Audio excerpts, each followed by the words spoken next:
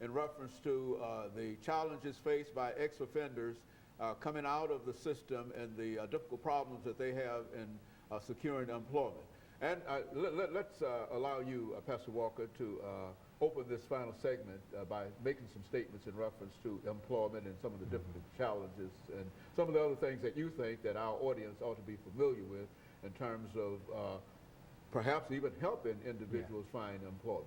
Well, you know, Dr. Haney, I think it's important to understand that if 97 to 98% of the people who are have committed a crime have gone into the prison system, if 97 to 98% of those people are discharged or released from prison, it would just stand to reason that you would want to see those people employed. You know, it would seem like the parole board would even, in the Tennessee Department of Correction, would even get a little bit more deeper involved or concerned with some of the companies that don't want to hire these people. But at the same time, you know, with the privatization of prisons in the United States of America, prison is big business.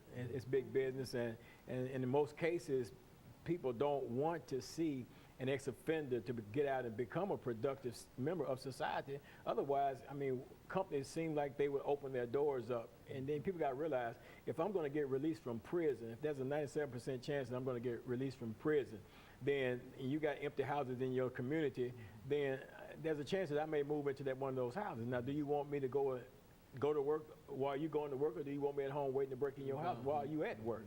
So it would make sense to, you know, employ me, you know, and I love what, I met Sherry Jackson a few years ago, and I really love what she's doing, because she's doing something really unique, because not only is she out here trying to help the ex-offenders, you know, get jobs and stuff, but as she keeps mentioning over and over again, she's helping them to change their mindset so that not only when they get a job, they can hold their job, maintain their job, and they have the right approach when they're going to apply for that job. And that's so important. And then not only that, she's creating, you know, companies that within her organization that can create jobs for these ex-offenders. And I mean, I would just like to yield to her so she can talk about those things. Speak to that. Thank you, Pastor Walker. We are in the process, well, last 2 years, we developed a program, which is our bakery program.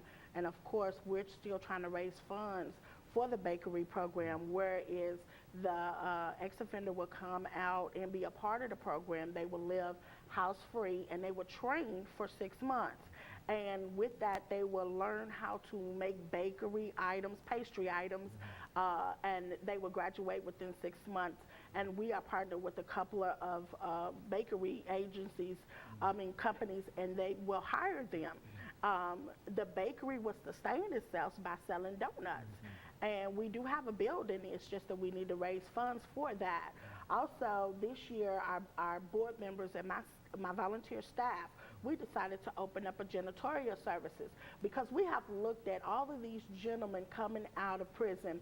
They have this industrial cleaning certificate. So if they have that, they're good at what they do. So we decided to open up HUG's janitorial services. Now, all the paperwork and stuff is at hand. We're just looking for a building to just start, or someone to give us a chance to be able to just start with our services. Our guys can be and will be bonded through Department of Labor, so we can get all of that done also. And I want to say, we do, the society tell us that we do have to get a job, and we do have to sustain ourselves. But if we don't change our mindset, we won't be able to keep that job. And we can create that all day long, but if you don't meet the offender with himself, by himself, or seeing what his needs are, it's not going to work no way.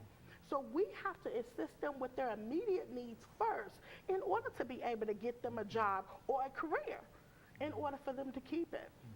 And there are, Ms. Jordan, you would say many opportunities out there if individuals are willing to what? Change their mind? Change their mindset. Is that what we're saying? Yes.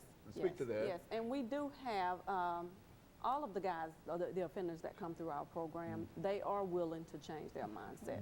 We have guys that tell us that this class, this program that we do at HUGS really changes them. It makes a difference. And so, Ms. Jackson, this is primarily a sort of a private kind of program with only private financial support. Is that Yes. right? Yes, sir. Well, let me say, do you think that if the governor and others involved in the state's business could sort of tie into some of these programs, they could find enough individuals, because many of these individuals, they have jobs that are inside of the prison, but once they come out, they can't seem to find the same kind, especially janitorial jobs. I Yes. would imagine they do quite a bit of Yes. janitorial Yes, kind of sir. things Yes, sir. in Yes, there, sir. and so they ought to be very, very competent in a large area, many of these areas, if the state is willing to give them a chance. Is that? Yes, I would think if the state was willing to give our program a chance and help us to be able to create some of these jobs, we would be able to actually put a lot of ex-offenders to work. If they would even help as far as saying, society, we need you to come and help this program open up many doors for ex-offenders. We know our community needs to unite together in order to help families, because it could be your brother, your father, your sister, your brother that could be in trouble. So if our community come along with the state to help all of us create jobs, I think we will make it. Nashville will be on top of things. And so the only thing lacking now is some kind of vision on the part of Yes. elected officials for the most part, and to understand the cost effect. Do you think, Pastor Walker, that it would be cost effective in terms of the state helping these individuals to find employment rather than simply re-incarceration, recidivism, and et cetera? Do you think that would be? Yeah, it would definitely be more cost effective, because when you look at the fact of how much it costs to house an inmate in the prison system, as opposed to just, talking to a company and saying, hey, listen here, why don't you change your policy about Right. hiring these ex-offenders? There's no cost involved in that at all. Take the CEO of the company out for lunch, maybe it costs you $20 to $25, to do that, to feed the guy real good, and then to have a conversation with him about, listen, these people are in the prison system, man, we are punishing them, they're rehabilitating them somewhat, on their part, right, that is. But give these people a chance, because they need a chance. These people got children. They've gone in there. They did the crime. They admitted they done the crime. They've gone through. They've been punished. They've been rehabilitated. They come back out. They should be able to take care of their families and provide food and all the other things that they need. I would like to also say that I don't think you ever mentioned the address of Hugs.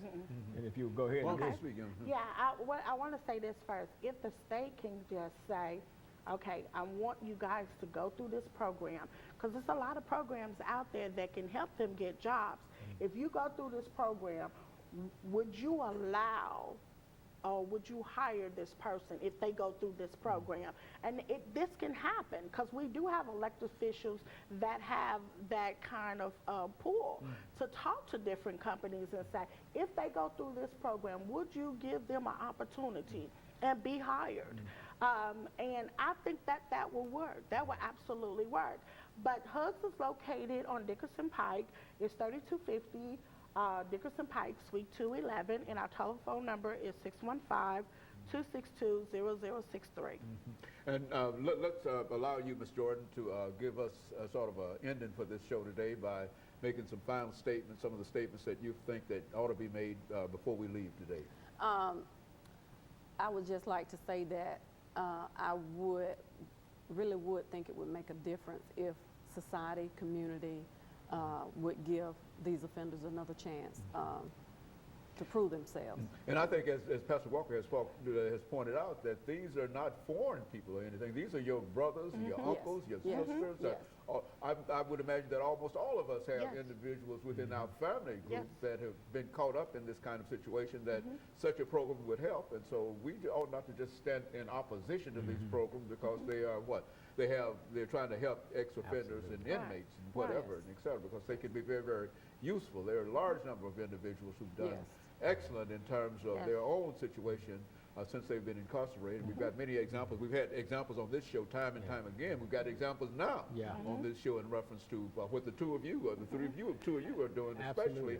And of course, let me encourage our audience to tune in again next week for another informative edition of Comments. Thank you and good morning.